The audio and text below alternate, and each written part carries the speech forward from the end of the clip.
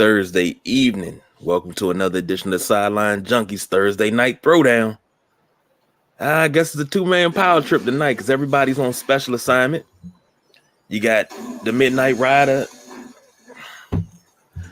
Thank you, Dario. Appreciate that.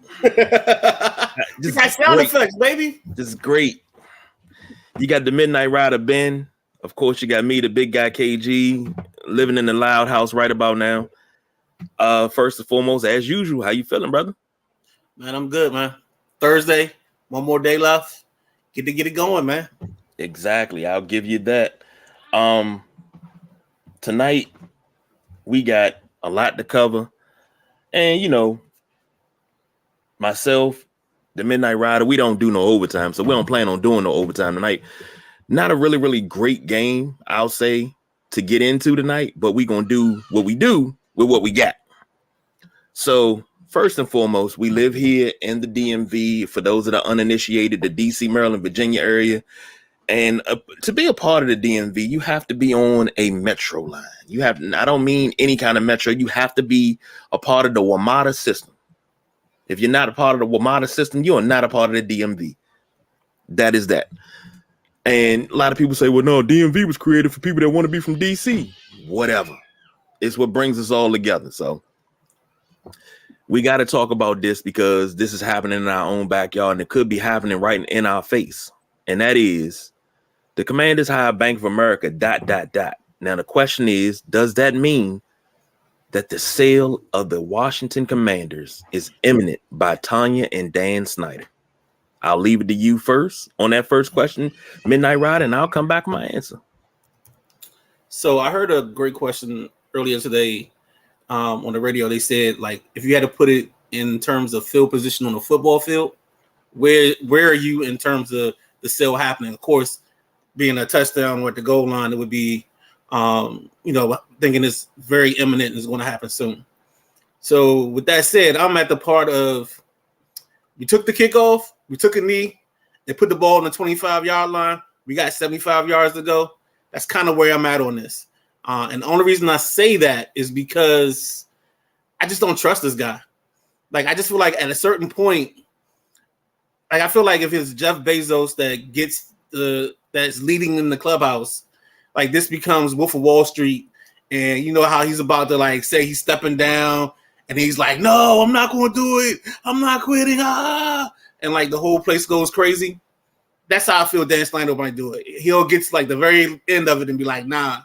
Like, I need for it to be a touchdown and for it to be good for me, I need to see the direct deposit or the check hit the account. That's what I need for me to be. I'll be part of any parade because I'm ready to go. I might be dancing in the parade. I might be a drum major. I don't know. But I'm ready for him to go. But I'm just waiting for definite confirmation because I just think this guy's a little villain and he will do something like lead us on to believe that he's gone only to come back. So And I had to come back, but I said I'm gonna leave that alone because look, we done had problems with HR up in here the last couple of weeks. We not inviting HR back. You know, they done came in and did a review of the office, and we done got in some trouble. But I agree with you. Once I see that the sale is final and it's been approved by the owners, great. And you alluded to one of my second questions, which is which ownership group, if you could put together ownership group, or is there an ownership group that's already together, who would you want to take over? But before you get to that, this is not surprising news because Daniel Snyder has went against his word so many times. I'm never changing the name. We will never change the name from Redskins. We went from Washington Redskins to football team to Commanders. After this man was vehemently saying that he would never change the name. And then you come in and you change the name, you know. Oh my goodness. So I got a question for you. Okay. What do you think? Was there like a last straw? Was there a combination of things? Like, how do you think, what was the step process to get us to here? To him looking for somebody to buy the team, or at least put the inquiry out there? He doesn't have anybody in the good old boy network on his side. You know how you got owners that side with other owners? He doesn't have that. He doesn't have the backing of other owners. And they talk about him behind his back, which my thing is, never talk about nobody behind their back. Don't say nothing behind their back that you can't say to their face. Right. And So, if you have, go ahead. No, I was going to ask you. So you think that ESPN article is kind of the place where this kind of was the seismic shift for the owners? That article kind of pushed them over the edge. That's what I'm trying to, like, I want to know how we got here. Like, Well, do you think it was somebody, like, I know someone on the radio, they were talking about the wife getting booed. That kind of pushed it over the edge. Like, what you think? you gotta look at it like this. The Washington football team, the Washington football franchise has been in disarray. It's been a clusterfuck for years.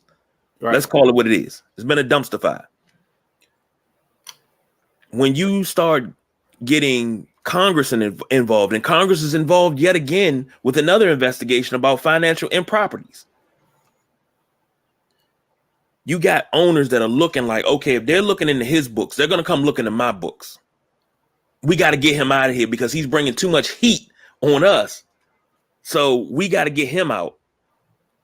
That was it. Once you start talking about Congress, you start talking about sexual assault allegations, things that have been going on in different organizations, because it's one organization that it happened in and ain't nobody said nothing about it since. All you're talking about is Washington. Nobody's looking south. They need to get him out of the house because he's the one with the matches and he's burning it down. I think that was the last straw. Once Congress announced another investigation, that's it. That's it. He got to go. Look, either you sell the team or we vote you out. And I think he took the sale of the team because he probably can make a little bit more money. So I think that's exactly what it is. I think so. For me, I have like 5 bullet points that kind of got me here. I think number 1 was the actual changing of the name. That's the first thing, because now it's no longer Redskins. It's no longer the thing he grew up in love with. I think number 2 is his mom passing. That happened within the last 2 years. I think that kind of, like, the last 3 years had to warn on him so much. Losing your mom, then you got these investigations. That's 2. Number 3 is something you mentioned earlier about not having the backing of the network, not having the good old boys there, having his back. Number 4 is Tanya getting booed, because don't no man want to see his wife doing something she loves, not get appreciated for it. And then number 5, you actually just changed number 5 for me. The last thing you just said was something about the books. That becomes my 5th thing in this process. And the reason I say that is because the NFL was very nonchalant in its approach to the Colin Kaepernick kneeling situation. The second the NFL and the owners changed their minds is when Donald Trump started talking about closing up loopholes, antitrust, and all that stuff. That's when the change was made. So I think you even nailed it. That might even be the end-all be-all point. Is once you start talking about the books, the NFL don't open its books for nobody, nowhere, no time. So I think that's the kicker right there. So now we're talking about groups, right? Yeah, but let me touch on this real quick. Go ahead. And I'll say this. You talk about politics and football. Once politics and football came in, you know, everybody, oh, well, keep politics out of football and this, that, and the other. And no. And then, you know, Jerry Jones goes and gives $500,000 to somebody's campaign. But you're not, you know, that's news, but nobody's talking about that. Right. And then you got the government jumping in on investigations, but nobody's talking about that. But anytime in sports, when the players have something to say, it's shut up and dribble, shut up and play. But now we have women being mistreated. Nobody has anything to say. And I think everybody's starting to open their eyes. And I'm like the boss BJ. I don't like the term woke, the way it's being used these days. It's more of awakening. It's not a woke, but it's like more of an awakening because things that have been happening behind the curtain are starting to come to light right now. And it's practices that's been in place for years. And now, unfortunately, it's all starting here in Washington, but this has a chance for everybody to crumble. But on to the groups. If you could put together a group, do you have a group in mind that you would like to see by the Commanders? No. And the only reason I say no is because we're dancing with the devil that we don't know. I mean, we could be easily walking into Dan Snyder 2.0 and not know it. But of course, we're going to give him 5 or 6 years to prove that to us first before we go down that road. The person or the group that kind of sticks out, there's a guy, I think his name is Josh. I want to say it was Josh Harris that was in the last group of bidding. He's from Silver Spring area. He would be his group just because they've been through the process. I would say would be somebody that I would think of, and I would think of what's the guy, the black dude that's trying to get into it? Byron Allen. Yeah, I would like his group, and here's the reason why. We're in November now. League New Year opens in March. I think the next league meeting is sometime in March, like beginning of March. Then you also have them meeting for the Super Bowl. So the reason I'm liking the prepared groups or the groups that are already together, because the NFL has already done most of their background research on these teams, and they have enough in place. So this won't end up like the last time when they sold, and it lasted until like, I think it was like May before Snyder got officially announced as the owner. But at that point, we're past free agency. We're past the draft. We're past everything. It's no way he has time to change the coach if he wants to change the coach, bring in a GM. So I would love for them to have that schedule quickened up to where the owner's in place by March. So when the league year starts, they come in fresh and they're ready to go. Now, see, you talking about Byron Allen and whatever group that he puts together. And I say, Byron Allen and Jay-Z would be okay for me. Jeff Bezos has been connected to buying this team for the last 5 or 6 years or so. Right. Here's the thing. Jeff Bezos runs most of Amazon. It's a lot of things that going behind the scenes at Amazon that most people don't know. Amazon, you see the commercial. Amazon's a great place to work. Amazon has everything. Everything. Mm-hmm. So you want something, you can get it from Amazon. But it's a lot of things that go on behind the scenes. I don't think he knows that because it's way below him. He got people in place. And I think he would be an okay owner. I'm not going to say a great owner because he knows how to put people in place to make him make money. And he knows how to save money. So he'll put somebody, he's like Ted Leonsis, but with more money. He'll put the people in place to make the money. But when it starts being a losing product, he knows how to get rid of them. Now with Jay-Z, I'm okay with Jay-Z, but Jay-Z got to atone for some things before he come to DC. You made a statement, and I feel that this statement kind of hurt the movement when he had the meeting with the NFL, and Jay-Z said, it's time for us to move past kneeling. We got to move past kneeling. What are we supposed to move to, Jay? What did we move? What are we moving to? Jay-Z has yet to tell us what we're doing since we're moving past kneeling. What we doing? Tell me, Ho, what are we doing? I'm waiting. We have yet to get it. And I think that kind of hurt the movement an awful lot because you say it's time to move past it, but then it's like it got swept under the rug. You did everything to put it in the news, and then all of a sudden it's no longer news anymore. But we still have the same things happening that caused the kneeling in the first place. So I think I want Jay-Z, and me personally, I want Jay-Z to atone for that. Like, dude, you made this comment. Expound on it. Tell us what we're supposed to do since you got the answer, please. Because this is a peaceful protest, and now we're not doing anything. Nothing's being brought to it. We still have the same problem. I digress. I like Byron Allen the most because of Byron Allen is worth $800 million himself. And the thing is, he's amassed this fortune over time. And I remember, I'm sure, Ben, you old enough to remember the Byron Allen show. Yeah. Used to come on, what was that? Used to come on Fox like at 11:30. Yeah, it was one of the late night. Yeah. And I loved, even as a kid, I loved that show, and I've been a Byron Allen fan since. And I'm like, this dude has amassed a fortune over the years, and you don't hear about him in no controversy. He's trying to get himself into the next investment. He's buying up TV stations, everything. But he also has his hand in how these things work, so he knows the inner workings. I would love to have him here as the majority owner because of how whatever he touches turns to gold. Well, I think the only way he can't really be majority unless he's like, that's gonna be a big ownership group. I mean, he's what, 800? Yeah.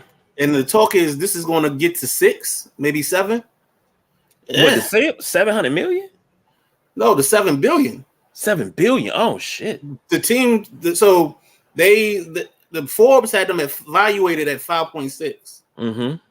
Now, if you add the 5.6 and you take into consideration the land, the opportunity to shape your fan experience going forward, because you don't have a stadium.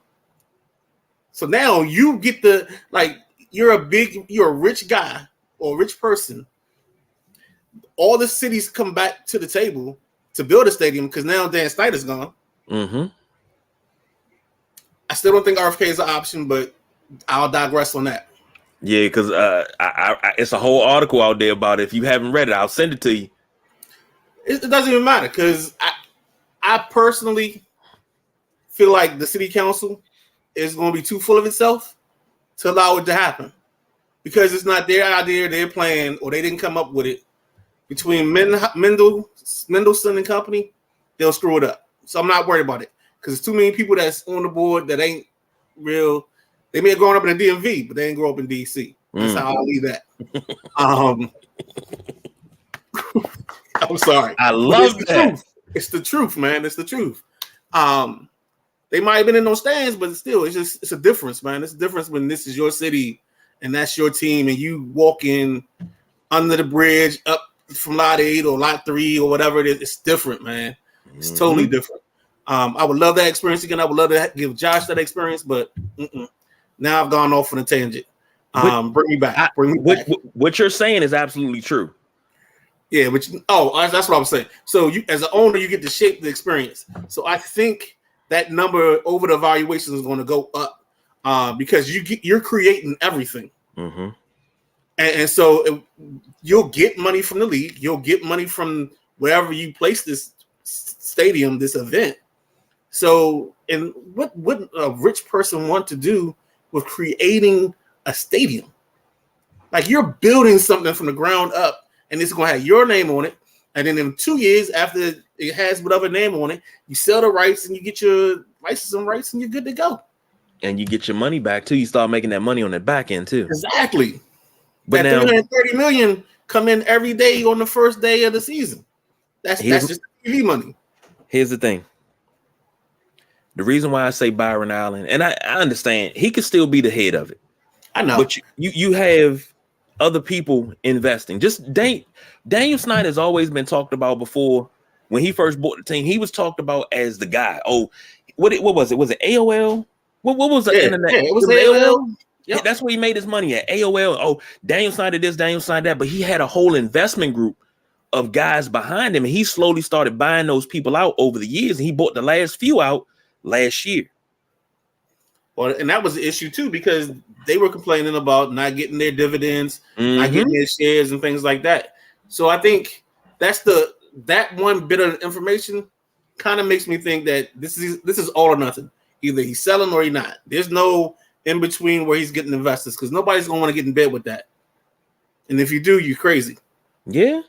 Now, see, think back when we're talking about ownership, and then we'll move on. Jack Kent Cook bought this team from. Was it Bennett? No. Bennett was he wound up running the day-to-day. He was a part owner. He took it over from God, what the fuck is his name? I can't think of his name. I see his face and can't think of his name. Okay. Oh my God. The original owner of the Washington franchise. Oh my God. I am drawing a blank. I got notes for all of this, and I'm drawing a blank. George Preston Marshall. Okay. When his health started to decline, the ownership group transferred everything to Edward Bennett Williams, who is that's how that happened. Okay. Yeah, who's an absolute legend in the area, not only in football but in baseball too, because he owned the Orioles for a little while too. Edward Bennett Williams ran day-to-day operations while Jack Kent Cooke, who was a minority owner who kept buying pieces of the team every year. He was the owner of the Lakers, the Kings, teams out west. He dropped all his stakes in that when he sold his team to he sold the Lakers to Jerry Buss. Came to DC. And if you haven't watched Winning Time, they actually talk about that transaction. Love that episode. But he came to DC, took over full day-to-day control, bought everybody out over the time. But my point is, you can start off with just a little chunk and then slowly just buy guys out. Once the money start rolling in, you start buying guys out. And they'll gladly say, okay, we'll invest. We'll stay invested for 5 years. We'll get our money back times X amount of dollars, and we're good. We're good. You don't have to worry about us. We want to see you win, but we want to see you win like this. And those are the type of friends and connections that you got to have. You have to have people like that. So I hope that's the case, but only time will tell. So, of course, whenever something comes up, we will talk about it right here. Next subject, a little somber note. In my opinion, the greatest punter of all time, Hall of Famer, first punter to ever be taken in the first round.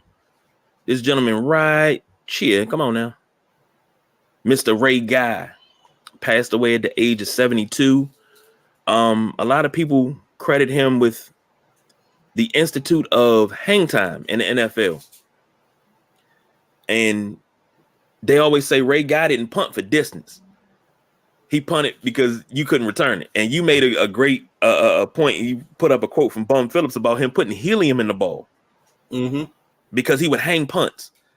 And only other punter that I knew in my lifetime that hung punts that made people wonder what they were on, Reggie Roby. I knew you was going to say that name. Yeah. As Reggie you Roby. started going down that stretch, I was like, because I first thought it was Tampa, but that was the black kicker, Donald Ikwe-Buke, during the Doug Williams years. And then, yeah. But Reggie Roby used to wear a wristwatch, and he would hit this. He would time his own hang time, and I seen him hang a punt for 5 seconds. And I remember it was a Monday night game. He was still in Miami. He hung a punt so high, they think it actually touched the top of the stadium. Wow. Like he hung that, and his leg used to come up to here. He's hang that thing. But Ray Guy, 3-time Super Bowl champion, one of Madden guys. He was a Tom Flores guy, spent his whole entire career with the Raiders. He was a Raider through and through. He was an Al Davis guy. I'm gonna turn it over to you. I didn't spoke enough. I mean, you got anything to say about this great? I mean, you all the tidbits you took them, so we must have been on the same website. But I just thought the guy was the innovator. Like you said, I think the reason we have hang time is because of him, and it had to be I think it was somebody else in the NFC, because I remember, and you might be old enough to remember it, you might not, but it used to be a little clock in the corner when the punters came out, and they would actually time the hang time on some of the kicks back in the day. So yeah, I think Ray Guy was just phenomenal, ahead of his time. I can't even think of any other kickers that like punters. I mean, I can think of Sean Landetta just because he was in division. That's it. Like, it's not really like you don't really just think of punters. I mean, if I'm pressed, I can probably name a couple, but I just don't have any off the top of my head. So that's the extraordinary thing about him. I'm different when it comes to punters. Oh my goodness! Of course, you name Landetta. Mike Horan. You name Landetta. You got to go over and you got to talk about Matt Turk. He was a Pro Bowler 4 or 5 years in a row. Matter of fact, at one point in time, he was our only Pro Bowler. Tress Way is in that company, and Tress Way NFC Player of the Month. Right. God. Oh man. There's the whole Colquitt family. Yeah. Like if you want to go modern, you got Pat McAfee and all that. I was trying to think of all the old school dudes when we were talking, but Ralph Moshienko. Yes. But I mean, I think that's the thing for me. I think Ray Guy just stood out so much He was head and shoulders above everybody else. That no matter what from that era, you remembered him if you remember anybody else as a punter. That is true. And when he went into the Hall of Fame, I said, finally, of course, Jan Stenerud, first pure kicker, the first pure punter was Ray Guy. Here's the problem. Those are the only two special teams that we have in the Hall of Fame. Reggie Roby should be in, Morton Anderson, Gary Anderson, even Tom Dempsey. For being a record setter, you got to start putting these special team guys, these kickers and these punters, because nobody talked about flipping the field until Ray Guy. Ray Guy and I heard John Madden say this. He said one of the things Ray Guy did for us, he flipped the field. Nobody talked about that then. And that's how good punters are. You can drop a punt inside the 20, inside the 10. Now, that's a stat in the NFL. How many punts does he drop inside the 20? How many touchbacks does he have? And then when you got a guy, I remember Tressway did it a couple years ago. Sometimes 100 punts, no touchbacks. They're down in punts. Right now he's at 20. Right now he's at 20 without a touchback. 20 without a touchback. And being able to put some English on the ball. Ray Guy is... You got to hear his interview today. Yeah. You got to hear Tressway's interview on Grant and Danny today. Okay. You hop on for like 10 minutes. You'll like it. Of course I will. About spins and all that stuff. Well, man, what was the punter from San Diego? He's a rugby player. God. Darren something. I can't think of his name. He wore number 2. He played, it was like early 2000s. But he had a different the way he punted, because he was a drop kicker, but he dropped nose down. So when he dropped nose down, he got more of the ball and he got a better spin on it. And guys said it was kind of harder. Like the rotation of a ball that comes off of a right hand throw as opposed to a left hand throw. It's the same way when you kick. The rotation is different. So if you got a left footed kicker and a guy's used to a right footed kicker, it makes it hard for him to handle the ball. Game changer. But nobody talks about the punters. This is why they need to be in the daggone Hall of Fame, because what they do is a talent, especially what they do in meetings. You got a punter that can flip a ball behind him and turn the lights out. That's talent. That's talent. World Series. We got the Phillies. We got the Astros. The Midnight Rider got some notes here. Houston 1.5-point favorites over the Phillies. Over under is 7.5. Verlander versus Syndergaard. Okay. Or Syndergaard. Okay. So game 3 was postponed. Syndergaard was supposed to go there, but he got pushed back 2 days. I guess maybe he threw a lot that day preparing for the start. So instead of sending him out the day after because of the rain out, they pushed him back 2 days. This would be a natural throw day for him in terms of his cycle of throwing. So this isn't an issue for him. Verlander has notoriously struggled in the World Series.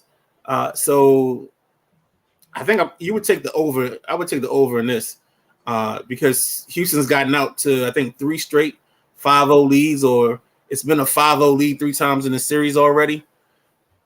I think Houston takes it. I wanted to say the Phillies, but I think Houston takes it. And then they go back home again with the opportunity to close out in 2 games. The only problem they have is they don't know who they're starting game 6 and game 7. I don't know if they're going to try to bring back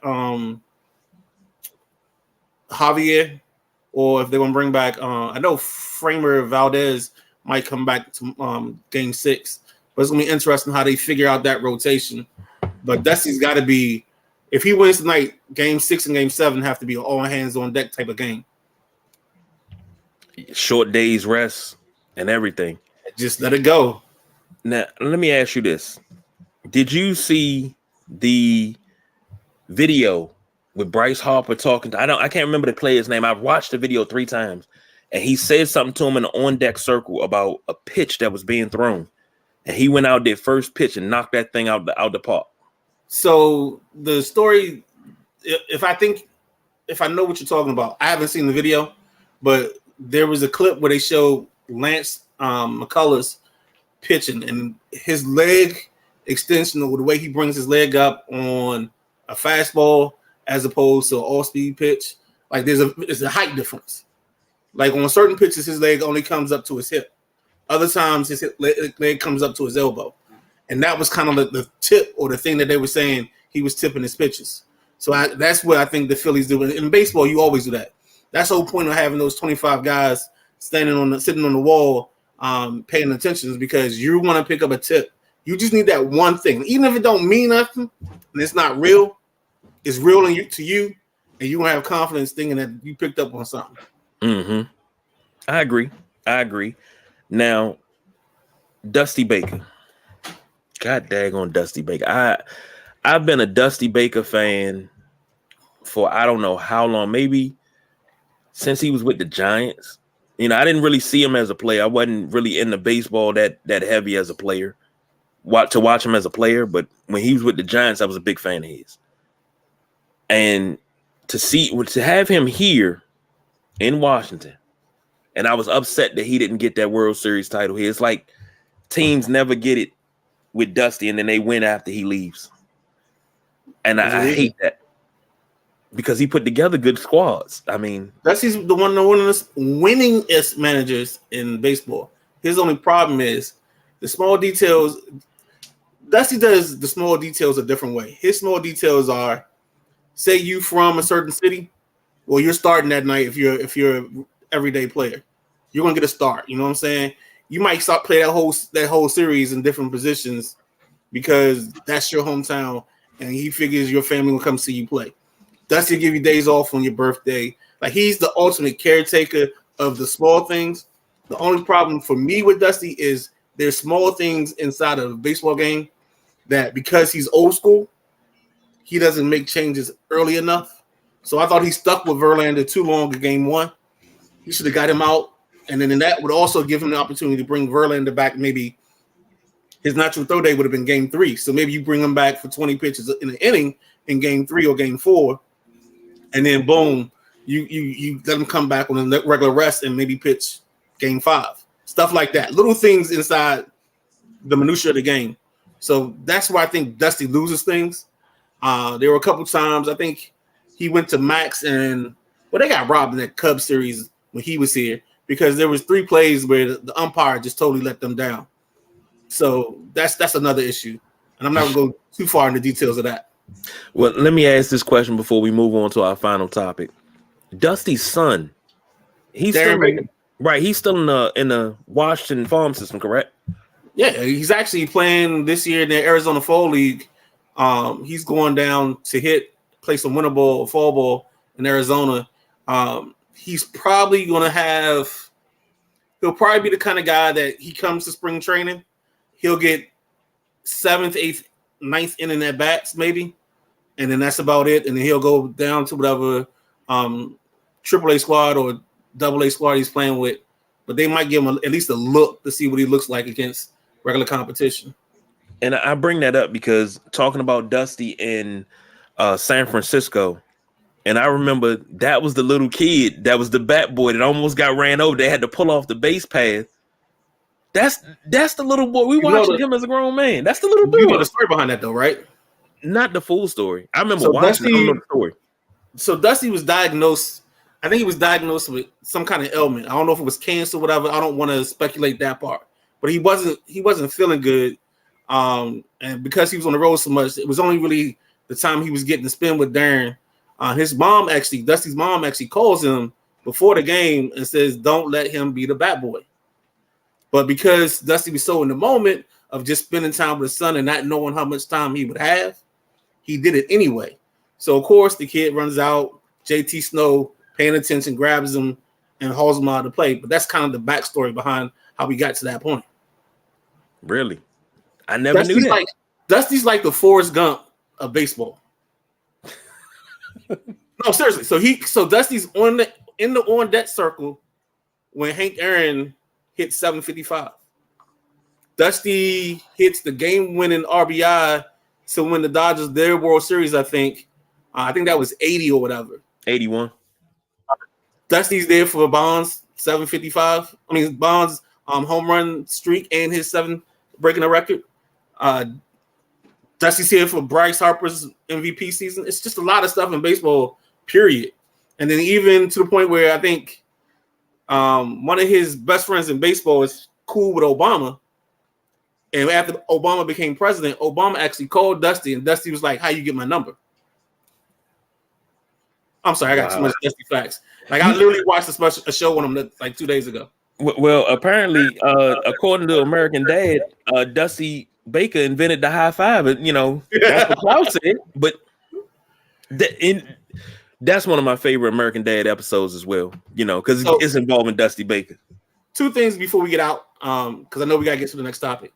1, Bryce Harper's having like one of the greatest postseasons ever. 2, Jeremy Pena is going to be a star. If you don't know who Jeremy Pena is, he's the shortstop for the Houston Astros. Baseball is in very good hands. Derek Sanderson Jeter left baseball in great hands with Carlos Correa. You sound like you about to throw up saying that. I'll just mess Jeremy Pena. Yeah, I mean, it's some good shortstops coming that are out there right now. And baseball hasn't probably been that good at shortstop in a long time. Agreed. Man, so we're gonna keep up with that World Series. But before we get out of here, we got a game tonight. It's not a pretty game, as I said at the top of the show. Eagles versus Texans. Man. Toilet bowl. Eagles are 13.5. Yeah, 13.5 point favorites. Over under is 45.5. I'm gonna let you handle this first because then I'll go into why I think it's a toilet bowl. But go ahead. I mean, I think the beauty of this game is football. Football, but you're talking about Philadelphia, who's probably looked like a runaway train, a freight train. Talking about the Texans, who really haven't. They've been terrible for a minute. The Texans have Damon Pierce, one of the up and coming running backs. Davis Mills has been solid, but he's probably gonna get replaced next year with a high pick. You have a defense that's okay for the Texans, not nothing special. Brandon Cooks is out tonight, so that might hurt their overall passing game because the Texans were idiots. They wanted a second, a fourth, and you to eat his salary. Not happening. 18 million guaranteed. Yeah, not happening.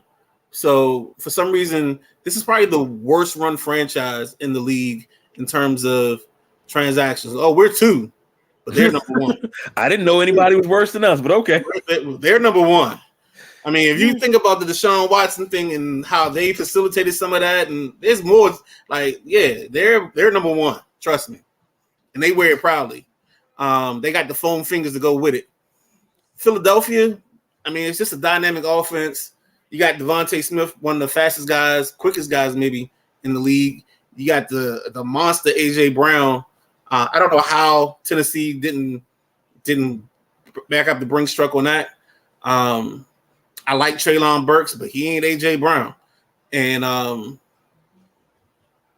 Miles Sanders probably is going to get loose tonight. And then Jalen Hurts just looked like he's in this zone. I don't know what it is.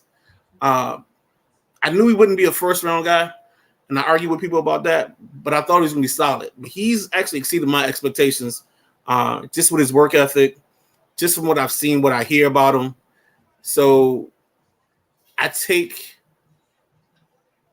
going to take the Texans to cover just because of Lovey. I think they'll cover just because it's football, and sometimes late in games, teams kind of let you back in. I think Philly might let them back in. But I think Philly's going to get out early. So if you're a gambler and you like first quarter or second quarter spreads, I would definitely take Philly in those areas for sure. I'd also take them for the win, but I wouldn't take them to cover. I would take the Texans to cover that 13.5 that we got from FanDuel, because FanDuel produces all our lines for any betting segment and number segments that we provide for you. Thank you, FanDuel. Endorsement incoming. The reason why I call this a toilet bowl, because Philly, and I think it's a trap game for Philly, because you're riding so high and then you get a team that's so low. It's just like a trap game. It's like it's waiting for you. I just played a trap game on Madden, and I didn't even do anything wrong. The game glitched. So, I playing a 2-10 Green Bay team. I'm 11-1. I'm rolling in there, and all of a sudden, Green Bay playing me like they undefeated. I'm struggling to score against these dudes. So it happens. And you said Derek Stingley. Derek Stingley Jr. So that's the cornerback for the Texans. I think they drafted high in last year's draft. He can ball. Out of LSU. Problem is, out of LSU. But on Philly side of the field, they got Darius Slay and Bradbury. So it's gonna be interesting how this game plays out in the air. You got some good corners. You have some good talent here. So yeah, but you didn't give me your pick, did you? Not yet. All Speaking of, you said something about AJ Brown. Okay. I was told I was tripping when AJ Brown and DK Metcalf were coming out. Everybody's like, "Oh, DK gonna be this." DK, I was like, DK Metcalf is not the top player on that team. AJ Brown is. Oh man, AJ Brown a bum. I said, look at AJ Brown's stats compared to DK Metcalf. DK Metcalf is a physical specimen. He's great to look at, but when it comes to on-field play, AJ Brown is the better of the two. No, it's not. No, it's not. AJ Brown has had the better career. DK Metcalf just had the highlights, but AJ Brown has had the better career over these last 3-4 years. Mm-hmm. Come on. Even at Mississippi, he was a better player. And I said that the stats didn't lie. DK Metcalf stayed hurt a lot. The only thing about that is if you ever saw, if you were in any college magazine when they were coming out or when they were there together, you would have thought they were the two DNs in the 3-4 and they were coming off the edge. Like DK is 6'4", 235, 240. AJ 6'2", 6'3", 230. Like those aren't receiver. That's not receiver numbers. And both of them are burners. They are burners. I love AJ Brown. He was my favorite. Nothing against DK, but I was like, I want AJ Brown because I did the way I thought about it. I said, in a perfect world, you have AJ Brown on one side, Terry on the other. Mm-hmm. And then people be like, oh, that's not gonna be nothing. Then all of a sudden, you just getting beat on post routes all day long. Just a quarterback that could just say, okay, I'm gonna throw it to a spot, go get it. But my pick for the night are the Eagles, and I think the Eagles will cover this 13.5. Mm-hmm. I don't think this is gonna be a game after halftime. I think by the time we get to halftime, this game will be so out of hand that Philly would just come out, run the ball, run a little clock, punt it away. Then the defense comes in, beat, dominant, and they got new toys. Well, Jordan Davis is out for 4 weeks. Ooh. But that doesn't hurt them because they got Javon Hargrave right behind them. Product out of South Carolina State. So they still going to be solid up the middle with him and Fletcher Cox. And then you just picked up Robert Quinn. No, I'm sorry, Robert Quinn. They got Robert Quinn. Roquan Smith went to Carolina. What was it? No, he went to the Ravens. Oh, Ravens. That's what it was. Ravens. Why am I thinking Carolina? I don't know. Mm-hmm. But you still got weapons on that defense, and then you got 2 shutdown corners. Yep. This is going to be a massacre.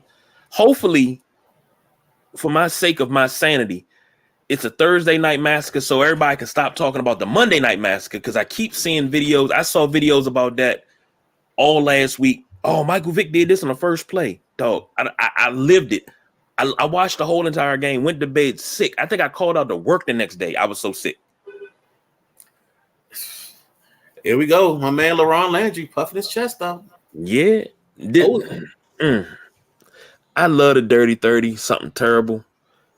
But then I started noticing, as much as I loved them, I ain't never seen nobody thump their daggone chest after getting ran over by Brandon Jacobs and he picked up 15 yards and you made the tackle. Oh, my friend has a good dream on that. It was like when he came to make the tackle, he was like beep beep, and Brandon Jacobs came through, bah, bah, and just ran him over. You want to know something crazy? Madden 10, I used to play with Washington, and LaRon Landry could hit on there. But the thing is, he would hit, and it'd be an 8-yard gain. He would jump up, he'd point, and all this. I'm like, oh, they got him real life. Yeah, it was an 8-yard gain. I'm like, when it came contract time, I was like, you know what? I ain't got money for you, dog. I had drafted a dude the year before. I was like, I'm good. See you later. He did the David Boston. It's like he lifted himself out of his position and out of the league. He would be great right now where he could come down and play a little linebacker. He could eat all the vitamins and shakes and lift weights and be 230 and his arms look like legs and stuff. But yeah.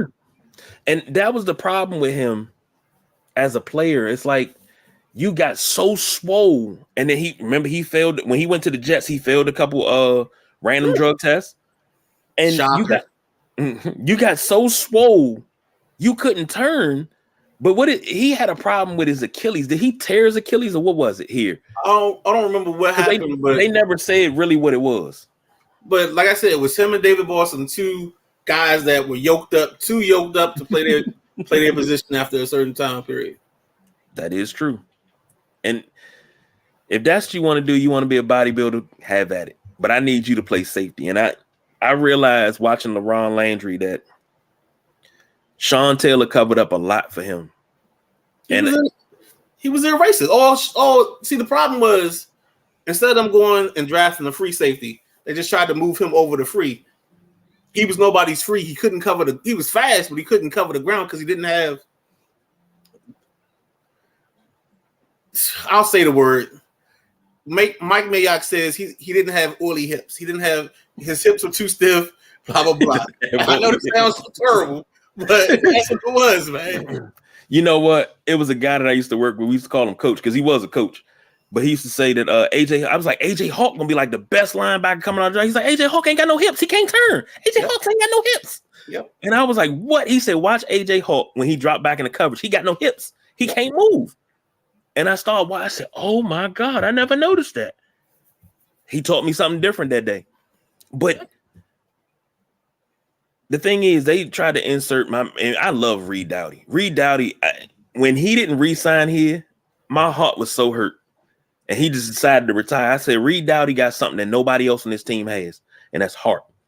You can't measure that. That dude would stick his nose in anywhere and lay a lick. He's the smallest thing on the field, but he was going to hit you anyway. He was the most miscast player. Like, he's the definition of why this team is gone 20, 30 years without winning consistently. It's because you keep miscasting guys into roles that they don't fit into. And you do it year in and year out. Like, you can't keep ending up having to start Reed Doughty. You know what I'm saying? You go get OJ and Togaway, he gets hurt, you got to start Reed Doughty. Like, there's got to be somebody else there before we get to Reed Doughty. And that's the other issue I used to have is he was one call away, not two. It's just a problem this team has had layering out its roster. Well, let's hope that going forward, Washington does not have to deal with that because our brain trust, which is Marty Herney, Martin Mayhew, and Ron Rivera, can get this thing together, get the ship right, and hopefully, coming into Sunday with Kirk Cousins and the Minnesota Vikings coming in, we can have a great showing and show that we are for real. So, and speaking of, I'm gonna ask you one question, and then you can answer it now, or you can say, "Hey, we'll carry it over. We'll put a pin in it," as you like to say. We'll put a pin in it. If you were the owner of this team, what's the first thing you would do?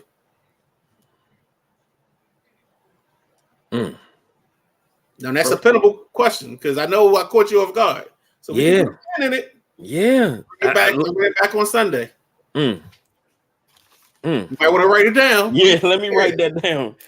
If I was owner, if I was owner, first thing you do. First move. And if you want, I'll be nice. I'll give you two. Because you might have so much you want to do that might. Yeah. The only option is you can't go back to the Redskins. Well, okay, I can deal with that because, now see you throwing it in my wheelhouse, but I'm used to dealing with it on a video game. You asking me this in real life, right? Oh my God. Okay. Yeah, because I know you play on franchise mode. And owner mode. And Yeah. I think I got the most years running of A plus and owner mode, because when it comes to prices of potato chips, I'm your man. I know the sweet spot on price of potato chips. I got you. So I'm sorry, I cut you off. What was no, yours? that's cool. Speaking of Ron Rivera, condolences to his family. He lost his mom 2 days ago. So, Yeah. he was able to be at her side when she passed away. So condolences to his family. Condolences to Tom Coughlin and his family. He lost his wife yesterday. Yeah, I think it's Judy Coughlin. I believe so. We had a lot of death, just NFL only. A lot of death. Ray Guy, Ron's mom, Tom Coughlin's wife, John McVay, a legend. How about that? Legend. Like John McVay is synonymous with the 49ers. Absolute legend. Man. Nobody has to die to tell you that life is short. So you got to know that every day. Live it to the fullest and be happy, man. But hey, we got to get up out of here. That's the Midnight Ride. I'm the big guy, KG. You know how it go. We will be back in this thing probably Saturday. Saturday night WrestleManiac. So until then, we don't do no overtime. We are out of here.